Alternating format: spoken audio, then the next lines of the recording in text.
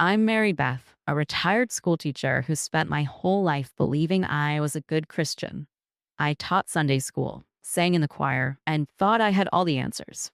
But the night my car crashed on a lonely highway, everything I believed was turned upside down. In the moments between life and death, I stood before the raw truth of my soul and saw how blind I'd been to the quiet, heartbreaking ways I'd failed others. That experience didn't just change me, it shattered me, and from the pieces, God built someone new.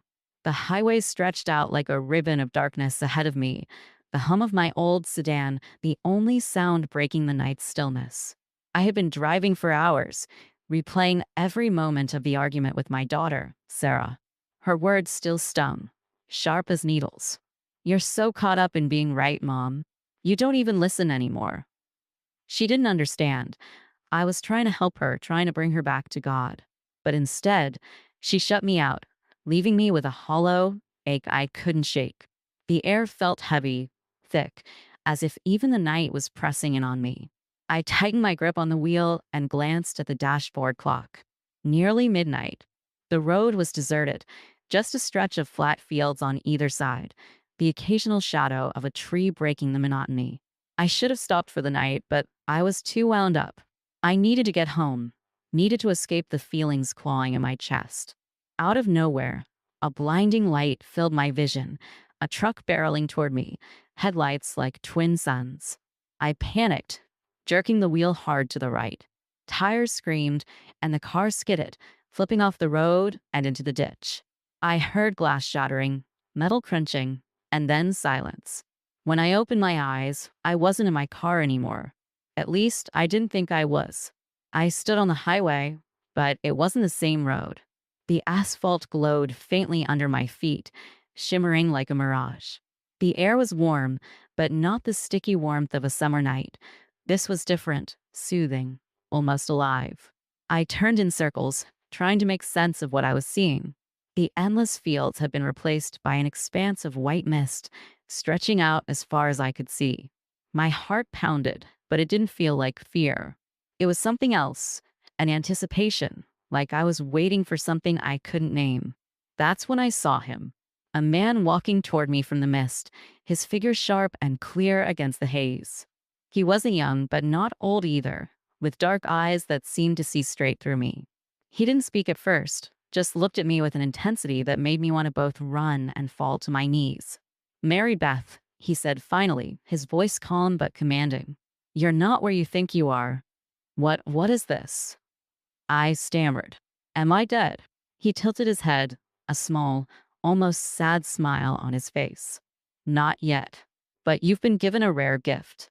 You're going to see what most never do, what lies beneath the surface of your life." "Who are you?" I asked, my voice trembling. "I am Paul," he said simply. "The one you've read about, studied, and sung about in your hymns. And I'm here to show you the truth." I stared at him, my mind racing. Paul? As in the Apostle Paul?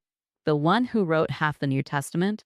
This had to be a dream, or worse, a hallucination. But before I could say anything, the scene around us shifted. Suddenly, I was standing in the middle of a schoolyard. Children laughed and shouted, their voices ringing out in the crisp autumn air. It was so vivid I could almost smell the fallen leaves. I recognized this place. It was my old high school. And then I saw her, a girl sitting alone on the steps, her shoulders hunched, her face buried in her arms. I knew her name instantly. Lydia. She'd been the quiet girl, the one everyone picked on for being too smart, too shy, too different. I remembered this day. I had been walking past her, books in hand, when a group of boys had started taunting her, calling her names, shoving her bag off the steps. I had hesitated, just for a moment, before walking away. I had told myself it wasn't my business. And now I was seeing it again, as if I were back there, a helpless observer. But this time, I saw what happened after I left. Lydia didn't just cry, she broke. Her sobs turned into heaving gasps, and when she finally looked up, her face was hollow, her eyes distant. "Do you know what happened to her after this day?" Paul's voice cut through the scene. He stood beside me now, his gaze fixed on Lydia. I I don't, I admitted, my throat tightening. She dropped out of school a year later, Paul said. Her life unraveled. Drugs, bad choices, pain that could have been lessened by even the smallest kindness. Do you know how much a kind word from you could have changed? I didn't know. I said, the words spilling out in desperation. I was just a kid. I didn't think it was my place. Paul turned to me, his eyes piercing. No act of love is ever too small, Mary Beth. But you chose pride over compassion. You chose comfort over courage. The scene dissolved, and I was back on the glowing highway. My heart felt heavy, weighed down by guilt. That was so long ago, I said, my voice trembling. Surely God doesn't still hold that against me? This isn't about punishment, Paul said. It's about truth. You tell yourself you've lived a righteous life, but righteousness isn't just about avoiding sin. It's about stepping into love, even when it's hard, especially when it's hard. I wanted to argue, to defend myself, but before I could, the world around me began to shift again. The mist thickened, swirling like a storm, and I felt myself being pulled toward another memory. My chest tightened, and a part of me wanted to resist.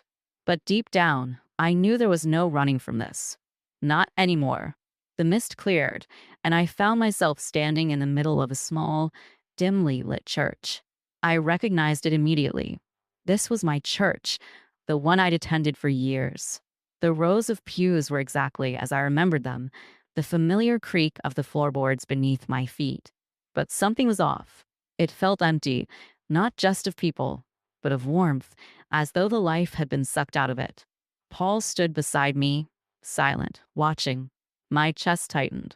I had no idea what I was about to see, but a deep unease settled over me, like a storm cloud hovering too close. Then I noticed her, a woman sitting in the back pew, her shoulders slumped, her hands clasped tightly in her lap. She looked so small, so defeated, and I realized with a jolt who it was: Janice.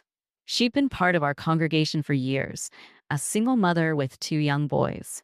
She always sat in the back, always quiet, always looking just a little too tired. I remembered this moment clearly. It had been a Sunday after service. I had walked past her on my way to the door, eager to get home and start preparing for a potluck we were hosting. I had seen the way she looked at me, as if she wanted to say something, to ask for something. But I had avoided her gaze. I told myself I was too busy, that someone else would talk to her. Now I was watching it unfold all over again. She stayed seated as the rest of the congregation filed out, her eyes darting nervously around the room. Finally, she stood, hesitated, and then walked toward the front of the church, where the pastor was gathering his notes. Her voice was so quiet I could barely hear it. "Excuse me, Pastor," she said. I I was wondering if there's any help available for rent this month. I'm short, and I don't know where else to turn."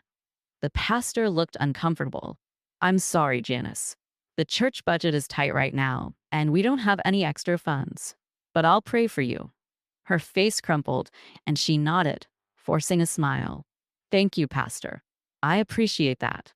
She turned and walked away, her shoulders heavier than before.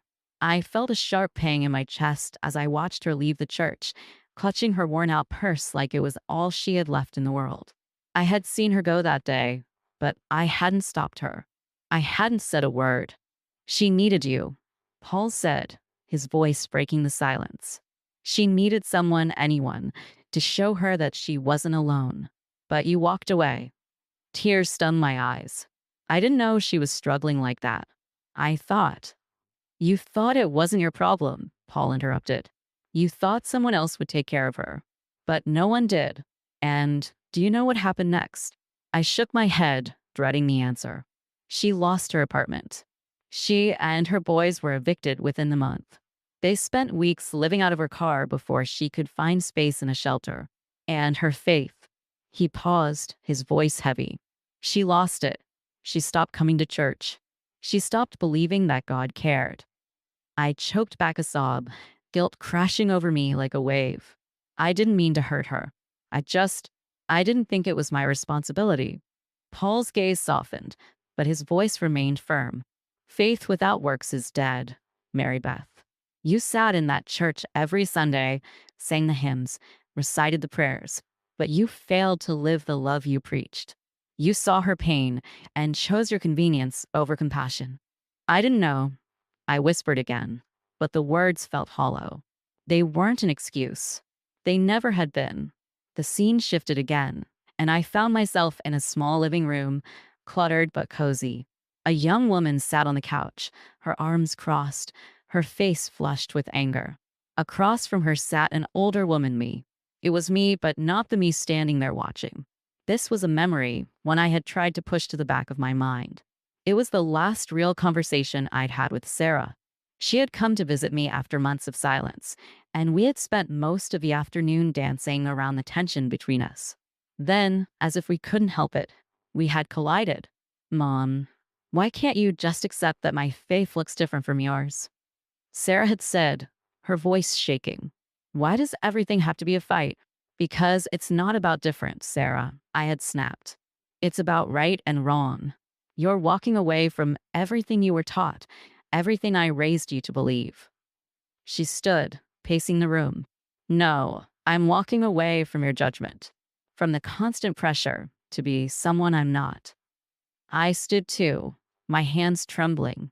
You're turning your back on God. No, she said, her voice cracking. I'm turning my back on you. I had been so sure I was right in that moment, so certain that I was defending the faith. But now, standing here, watching the pain on her face, I saw it differently.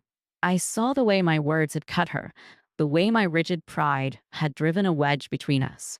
I saw myself not as the righteous mother, but as the barrier standing between my daughter and her own journey with God. You chose judgment over love, Paul said quietly. You thought you were protecting her, but all you did was push her further away. The living room faded, and I was back on the glowing highway, my chest heaving with the weight of everything I had seen. Paul stood beside me, silent, waiting for me to speak. I failed, I said finally, the words bitter on my tongue. I failed all of them. You still have time, Paul said, but only if you're willing to see the truth. Are you ready for that? I hesitated, fear curling in my stomach, but I knew there was no turning back now. Yes, I said, my voice barely more than a whisper. Show me. Paul nodded, and the mist began to swirl again, pulling me into what I knew would be the hardest lesson yet. The mist swirled, thicker and darker than before, wrapping around me like a shroud. My breath came shallow. Each step forward weighted with dread. I knew this wasn't going to get easier. Paul hadn't spoken again, but his presence was steady beside me, like a shadow I couldn't shake. Then, suddenly, the fog lifted, and I found myself standing in a house that was painfully familiar. It was my own home, but not as it was now. The furniture was old, scuffed and mismatched, the walls painted in the soft, cheerful tones I'd chosen when Sarah was little. Toys were scattered across the floor, tiny plastic animals, stuffed bears, and a doll with a missing shoe. It was a snapshot of a time I hadn't thought about in years, a time when life had been simple and full of promise. I heard voices coming from the kitchen, mine and Sarah's, though she sounded young, maybe 8 or 9. I moved toward the sound, drawn by the memory. There we were, mother and daughter at the table. Sarah was working on a school project, her small hands carefully gluing pictures onto a poster board. I remembered this day. She had asked for my help with her project on animals, and I had sat with her for a while, cutting out pictures from magazines and talking about her favorite creatures. But as I watched, the memory shifted. The phone on the counter rang, and I stood to answer it. The call was from a church friend, someone asking for help organizing an event. I remembered feeling a swell of pride, knowing I was seen as someone reliable, someone dependable. I had told Sarah I'd be back in a minute and stepped into the other room to take the call. The minutes turned into an hour, then another. I could see myself pacing the living room, the phone pressed to my ear, talking about details and schedules, completely forgetting the project on the kitchen table. When I finally hung up, Sarah had already finished on her own. She sat quietly, her small shoulders hunched, and I could see the disappointment in her face, as she stared at her poster board. I'm sorry, sweetie, I said, walking back into the kitchen. That call took longer than I thought, but you did a great job. It's okay, Mom, she said, but her voice was flat, her eyes downcast. It had seemed small at the time, barely worth remembering. But now, standing here as an outsider looking in, I saw it differently. It wasn't just one moment, it was the beginning of a pattern. How many times had I chosen someone else's need over Sarah's? How many times had I let my pride in being a good church member come before being a good mother? She wanted your attention, Paul said, his voice quiet but firm.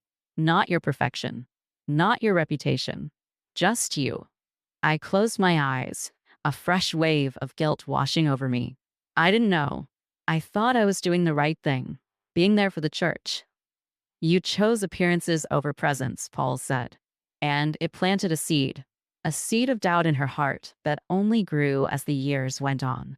The scene shifted again, and I found myself in another memory, this one much darker. I was standing in Sarah's bedroom. She was older now, a teenager, sitting on the edge of her bed with her head in her hands.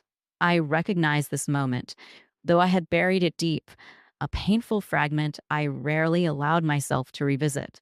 Sarah, you can't just skip youth group because you don't feel like it, I had said, my voice sharper than I'd intended. It's important. I don't want to go, she said quietly, not looking up. I don't fit in there. That's not the point, I said, crossing my arms. It's not about fitting in. It's about growing your faith. She finally looked at me, her eyes red, her expression raw with frustration. You don't understand, Mom. I don't want to go because it makes me feel worse, like I'm not good enough, like I'll never be good enough. I had been taken aback by her words, but instead of addressing her pain, I had fallen back on righteousness. That's the devil talking, I had said. You can't let those feelings keep you from doing what's right. The scene froze, and Paul stepped forward, his face filled with something that looked almost like sorrow. Do you know what she needed in that moment? He asked. I shook my head, my throat too tight to speak. She needed you to listen, to hear her pain, to let her feel seen. But you dismissed her, and in doing so, you reinforced her belief that she wasn't enough, not for you, not for the church, not for God. My knees felt weak, and I sank onto the edge of Sarah's bed, the weight of his words crushing me. I thought I was helping her, I whispered. I thought I was teaching her the right way to live. You thought you were saving her, Paul said, but you were pushing her away. Not just from you, but from the very faith you wanted her to hold on to. The bedroom faded, and I was back on the glowing highway. My legs felt like they might give out, but I stayed standing, my chest heaving with the effort to hold back the sobs threatening to break free. She's gone, isn't she? I said finally. I lost her. She's not gone, Paul said. Not yet. But the wall between you is high, and only you can begin to tear it down. How? I asked, desperation clawing at my voice. How do I fix it? How do I undo everything I've done? You can't undo it, Paul said, but you can choose differently. You can choose love over pride, presence over perfection, humility over control. The words sank into me, heavy and sharp. I wanted to believe it wasn't too late, but the thought of facing all the hurt I had caused felt insurmountable. Still, a flicker of hope stirred in my chest, fragile but real. What do I do now? Asked, looking at Paul, my voice trembling. Keep going, he said simply. There's still more to see. And with that, the mist began to swirl again, pulling me forward into whatever truth lay ahead. The mist swirled again, thick and dense, and I braced myself for whatever was coming next. Each step forward felt heavier, the weight of the past dragging at my heels. Paul walked beside me, silent and steady, his presence both a comfort and a reminder of the truths I couldn't avoid. When the mist cleared, I found myself in a large, open space bathed in golden light. The ground beneath my feet was smooth, like polished glass, and towering above me was a massive quilt. It stretched endlessly in every direction, its colors vibrant and alive. Patterns of intricate stitching ran across its surface, each thread shimmering as though it pulsed with its own light. I stared in awe, overwhelmed by the sheer magnitude of it. It wasn't just a quilt, it was something far greater, a tapestry that seemed to breathe and shift, its patterns constantly evolving. What is this? I asked, my voice barely above a whisper. Paul gestured toward the quilt. This is the tapestry of your life. Every decision, every action, every moment of kindness or neglect, it's all here, woven together. It's not just your story, Mary Beth. It's how your story connects with others, how your choices ripple through the lives around you. I stepped closer, my heart pounding as I saw familiar images woven into the fabric. There were bright, vibrant patches, memories of times when I had reached out to others, when love and compassion had guided my actions. But there were also dark, frayed sections, jagged tears that seemed to disrupt the flow of the pattern. My eyes were drawn to one particularly dark patch, its colors dull and lifeless. As I reached out to touch it, the scene around me shifted. I was standing in the hallway of a hospital, the sterile smell of antiseptic filling the air. My stomach churned as I recognized the memory. It was the day my mother had been admitted after her first stroke. I remembered sitting in the waiting room, holding my phone tightly as I called Sarah to tell her what had happened. She had offered to come, to help, but I had told her not to bother. I've got it under control. I had said, my tone clipped. You don't need to drop everything. I'm handling it. The truth was, I hadn't wanted her there. I had been so wrapped up in proving I could handle everything on my own, so determined to show I didn't need help, that I had pushed her away. I had worn my independence like armor, refusing to let anyone see the cracks beneath. As the memory played out, I saw myself sitting alone in the hospital room, my mother sleeping fitfully in the bed beside me. I looked exhausted, worn thin by the weight of trying to do everything myself. But what struck me most was the emptiness in the room, the absence of the daughter who could have been there, the connection I had chosen to sever. You thought asking for help was weakness, Paul said, his voice cutting through the scene. But all you did was rob yourself of the chance to be supported, and you robbed Sarah of the chance to be there for you. You taught her that distance was safer than closeness. Tears pricked at my eyes, and I turned away, unable to watch any longer. I didn't mean to, I said, my voice breaking. I thought I was doing the right thing. Paul's gaze was steady, unflinching. Intentions don't erase the impact, Mary Beth. Every choice leaves a mark. The scene dissolved, and I was back in front of the tapestry.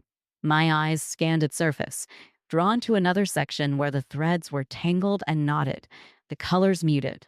The moment I touched it, the world shifted again. This time I was in a classroom. The walls were lined with bookshelves, and rows of desks filled the space.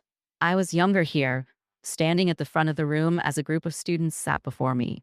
I recognized this moment. It was during my last year of teaching, a day when one of my students, a boy named Marcus, had stayed after class to ask for help. Mrs. Turner, he had said, his voice hesitant. Can I talk to you for a minute? I remembered feeling rushed, eager to get home. Make it quick, I had said, barely glancing up from the papers I was grading. He had hesitated, shifting nervously. I've been having a hard time keeping up with the reading, he said, and I was wondering if you could help me figure out how to catch up. I had sighed, already thinking about how late it was getting. Marcus, you're going to have to take some responsibility here. I can't hold your hand through this. If you're falling behind, it's on you to fix it. I had meant it as tough love, a lesson in accountability. But now, watching the scene play out, I saw the way his shoulders slumped, the way his face fell as he nodded and walked away. I saw the quiet defeat in his eyes, the silent plea for guidance that I had ignored. Paul's voice broke through my thoughts. He didn't need tough love, Mary Beth. He needed a lifeline. But you were too focused on your own time to see it. I turned to Paul, anger and guilt twisting in my chest. Why are you showing me this? Why are you dragging me through every mistake I've ever made? I know I failed. I get it. Paul's expression softened, but his voice remained firm. Because you need to understand that every thread in this tapestry matters. Every choice, every action, Every moment of love or neglect, it all weaves together. And you still have the chance to repair what's broken, to add beauty where there was once only darkness. The scene shifted once more, and I was back on the glowing highway. The tapestry loomed before me, its patterns more vivid than ever. I stared at it, my chest tight with the weight of what I had seen. What do I do? I asked, my voice trembling. How do I fix this? Paul stepped closer, his gaze steady. You can't change the past, Mary Beth, but you can choose differently moving forward. You can choose to be present, to listen, to love without condition. You can start now. The mist began to swirl again, and I knew there was more to see, more to face. But for the first time, I felt a glimmer of hope that maybe, just maybe, it wasn't too late to rewrite the story I was leaving behind. The mist cleared, and I found myself standing in an expanse of light so pure, it seemed to vibrate with life. It wasn't like the golden glow of the tapestry or the hazy brightness of the other visions. This light was all encompassing, radiating warmth and peace, yet it also carried a weight that made me feel small, exposed. My knees buckled, and I fell to the ground, unable to stand under its intensity. Where am I? I whispered, my voice trembling. You are in the presence of God, Paul said, his tone reverent. He stood beside me, but even he seemed subdued, his usual authority tempered by humility. The air around me felt alive, humming with energy, but there was no sound. And yet, I felt words pressing into my soul, not heard with my ears, but understood deep inside me. It was a voice unlike any other, vast and infinite, yet intimate and familiar. Mary Beth, the voice said, and the way it spoke my name made tears spill down my face. There was no anger, no condemnation, only love so profound it broke me. You have seen the truth of your life. You have seen the ways you have fallen short and the ways you have chosen pride over compassion. Do you understand now? Yes, I choked out, my voice barely audible. I see it all now. I see how blind I've been. The light pulsed, wrapping around me like a warm embrace. You have measured yourself by the standards of man, not by the love I have called you to live. You have sought righteousness in rules and appearances, but my kingdom is built on love, humility, and grace. I sobbed, the weight of my failures crushing me. I don't know how to make it right, I admitted. I've hurt people. I've pushed them away. I don't know how to fix what I've broken. The light brightened, and I felt its warmth seep into every corner of my being. Redemption is not found in undoing the past, but in choosing differently now. I have given you time, Mary Beth. Time to repair, to reconcile, to love as I have loved you. The voice paused, and I felt a deep stillness settle over me. Then images began to form in the light, scenes that unfolded before me like living memories. I saw Sarah as a little girl, her bright eyes filled with wonder as she held my hand on a walk through the park. I saw her as a teenager, sitting alone in her room, her face etched with the pain I had dismissed. And then I saw her as she was now, an adult, standing in a kitchen, her hands gripping the edge of a counter, her face tense and tired. She needs you, the voice said. She has always needed you. Not your judgment, not your correction, just you. Go to her. Show her the love you have withheld. I nodded, fresh tears streaming down my face. I will. I promised. I'll do whatever it takes. The light shifted again, and this time I saw Janice, the single mother from my church. She was sitting in a cramped apartment, her hands folded in her lap, her eyes closed as if in prayer. Her boys played quietly in the background, their laughter faint but sweet. I felt a pang of guilt as I remembered how I had walked past her that Sunday, too preoccupied to notice her need. You still have the chance to be my hands and feet, the voice said, to lift up the weary and to bind the brokenhearted. Do not wait for others to act. I have called you. I nodded again, my heart swelling with a strange mixture of sorrow and hope. I'll go to her too, I said. I'll do better. I'll be better. The light grew even brighter, and for a moment, I couldn't see anything at all. I was surrounded by pure, overwhelming radiance, and I felt the presence of countless others, souls I couldn't see, but could somehow feel. It was as if I were standing in the middle of a great assembly, a chorus of voices rising in silent song. Mary Beth, the voice said again, softer now, but no less powerful. Your life is a thread in the great tapestry of my creation. Every act of love, every moment of grace adds beauty to the whole. Go back and weave something beautiful. The light began to recede, and I felt a deep sense of loss as it faded. But there was also a renewed strength in my chest, a determination I hadn't felt in years. I turned to Paul, who stood beside me with a gentle smile. It's time for you to return, he said. There is still work for you to do. I hesitated, fear bubbling up inside me. What if I fail again? What if I'm not strong enough? Paul placed a hand on my shoulder, his touch firm and reassuring. You have seen the truth, Mary Beth. You carry it with you now, and you will not walk alone. The world around me began to blur, the golden light dimming as the mist closed in once more. My body felt heavy, as if it were being pulled downward, and my chest tightened with the sensation of falling. The last thing I saw was Paul's face, calm and steady, before everything went dark. When I opened my eyes, I was lying in a hospital bed. The beeping of monitors filled the room, and the fluorescent lights above me were harsh and cold compared to the brilliance I had just left. My body ached, but my heart felt different, lighter, fuller, alive in a way I hadn't felt in years. I turned my head and saw Sarah sitting by my bedside, her face pale and her eyes red-rimmed. She looked up as I stirred, and relief washed over her features. Mom, she said, her voice trembling. You're awake. Tears filled my eyes as I reached out for her hand. Sarah, I said, my voice weak, but filled with a depth I hadn't known before. I'm so sorry for everything. Her lip quivered, and she squeezed my hand tightly. It's okay, Mom, she said softly. We'll figure it out. And for the first time in a long time, I believed we would. The days after waking up in the hospital passed in a blur of recovery and reflection. My body was weak, battered by the crash, but my spirit was alive in a way it hadn't been in years. I replayed the visions over and over, the tapestry, the light, the voice of God still resonating in my heart. The truth I had been shown haunted me, not in a painful way, but in a way that drove me forward. I had been given a second chance, and I knew I couldn't waste it. The first step was Sarah.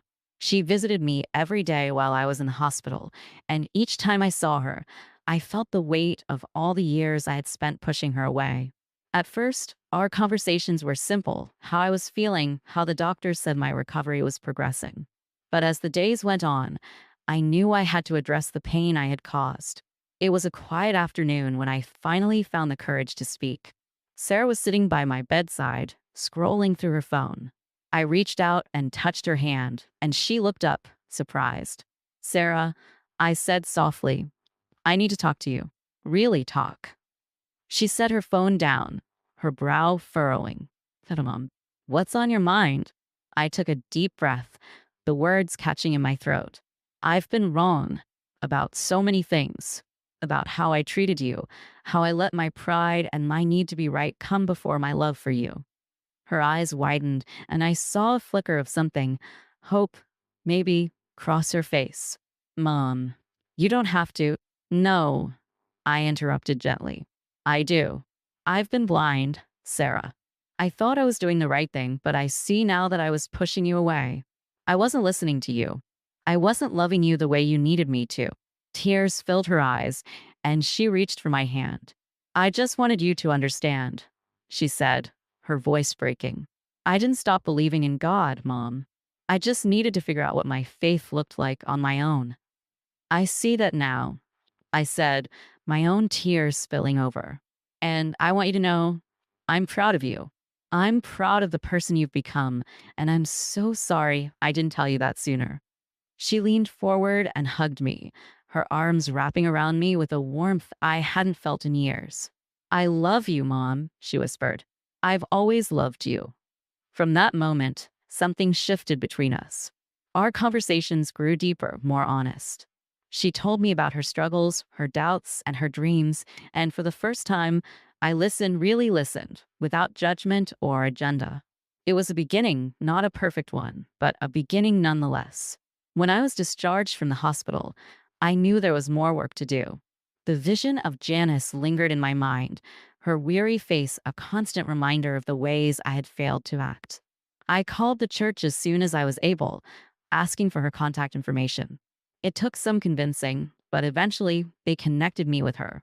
The day I went to her apartment, I was nervous, my heart pounding as I knocked on the door. When she opened it, her expression shifted from surprise to confusion. "Mary Beth?" she asked, her voice uncertain. "What are you doing here?" I smiled, though my hands trembled.